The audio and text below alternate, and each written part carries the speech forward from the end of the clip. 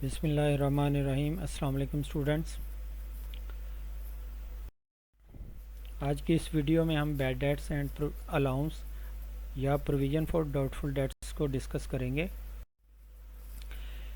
इसमें ये हमारे पास है question, a business makes an allowance for doubtful dates of 3% of accounts receivable, also a provision of 1% for discount on accounts receivable. इसमें सबसे पहले 3% वो अकाउंट्स रिसीवेबल पे डाउटफुल डेट्स का प्रोविज़न रिकॉर्ड करते हैं और उसके बाद प्रोविज़न है डिस्काउंट पे 1%।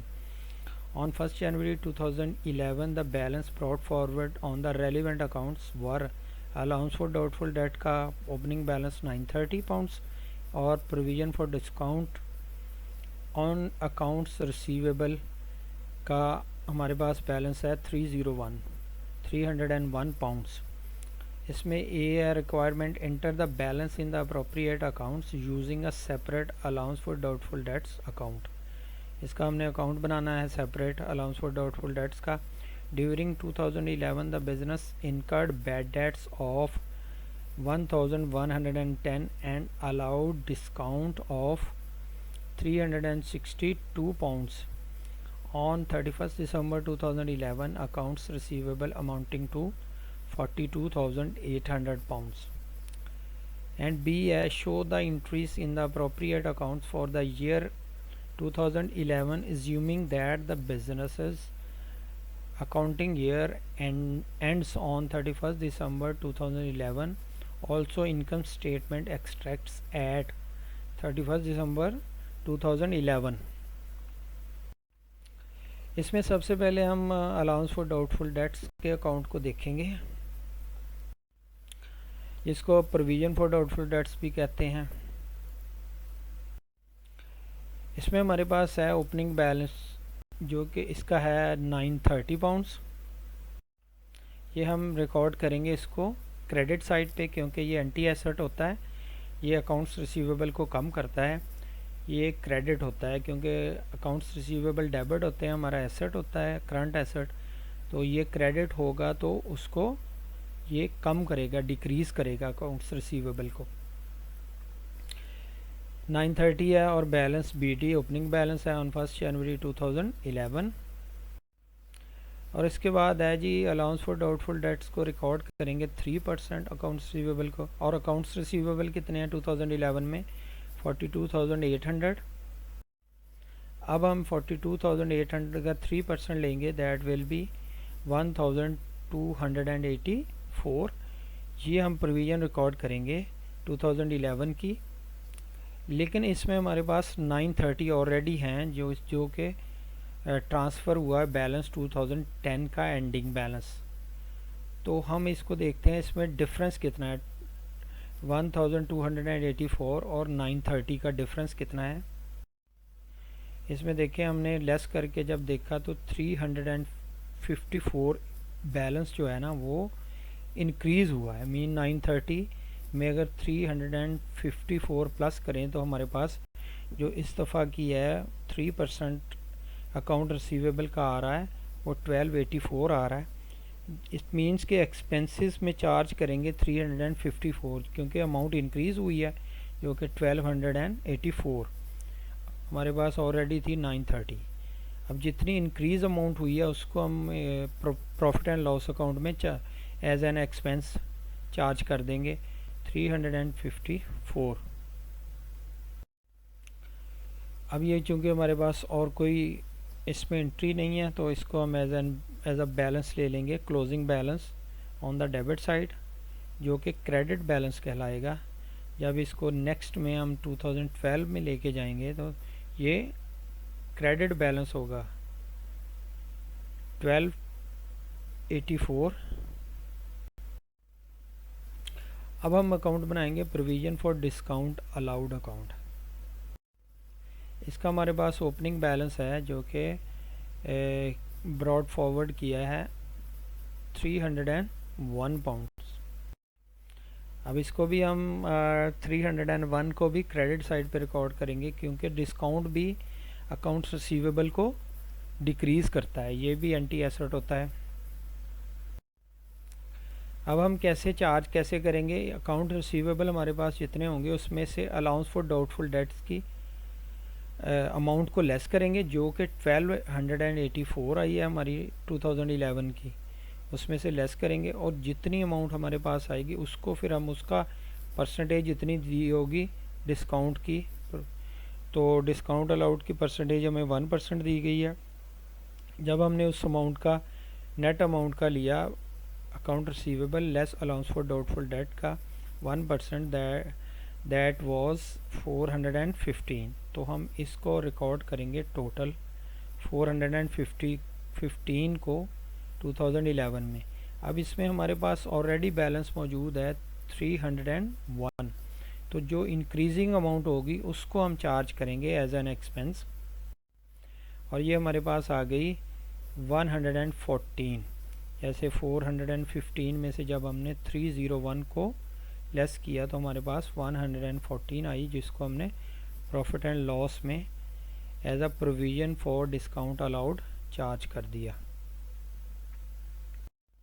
अब हमारे पास बैलेंस आ जाएगा, क्योंकि हमारे पास और कोई इसमें एंट्री नहीं है 2011 में प्रोविज़न फॉर डिस्काउंट अलाउड की, तो 415 डिस्काउंट एज आ बैलेंस ले लेंगे, क्लोजिंग बैलेंस, और हमारे पास डेबिट और क्रेडिट इक्वल हो जाएंगे।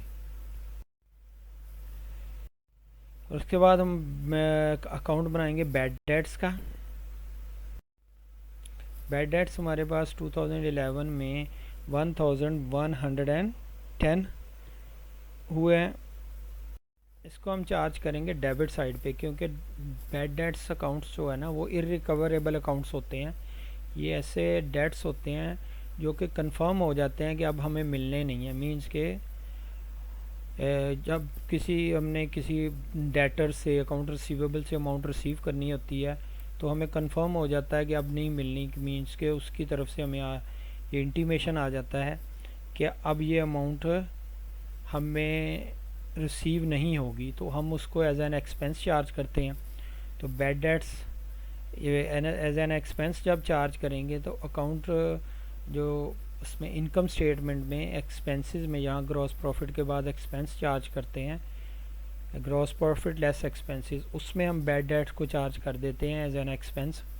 तो ये बैड डेट चूँकि एक्सपेंस है, एक्सपेंस हमेशा डेबिट होते हैं, bad debt to account receivable, तो हमारे पास बैड डेट डेबिट होते हैं, तो हमने डेबिट साइड पे रिकॉर्ड किया। चूँकि अकाउंट रिसीवेबल क्रेडिट होते हैं इस एंट्री में, तो हमने वेरियस डेटर्स या वेरियस अकाउंट्स रिसीवेबल यहाँ लिख देंगे।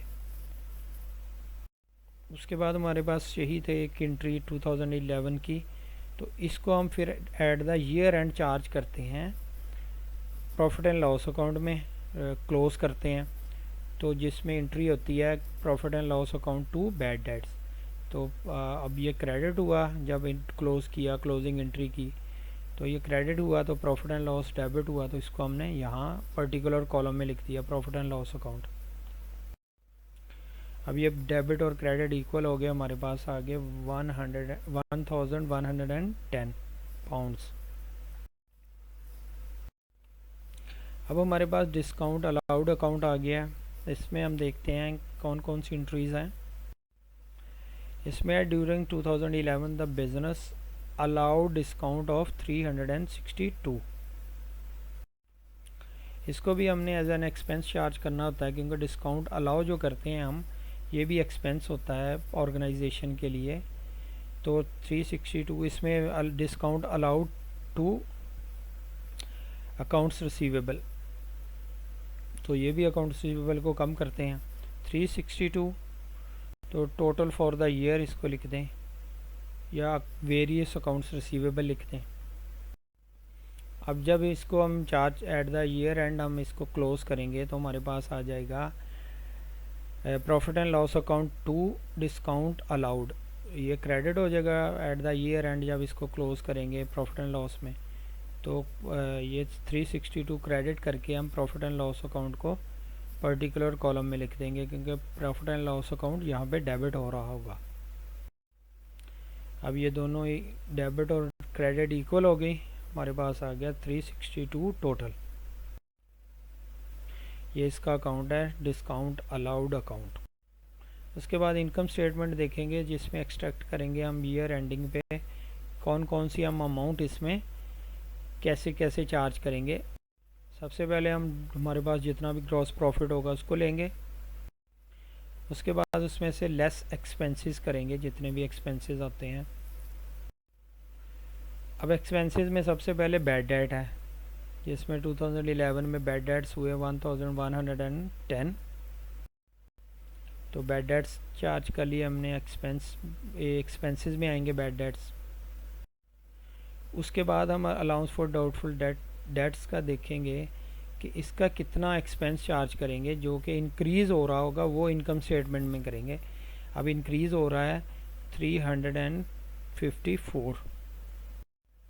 अब 354 को हम एक्सपेंस पे चार्ज करेंगे जितना इंक्रीज़ हो रहा होता है अलाउंस।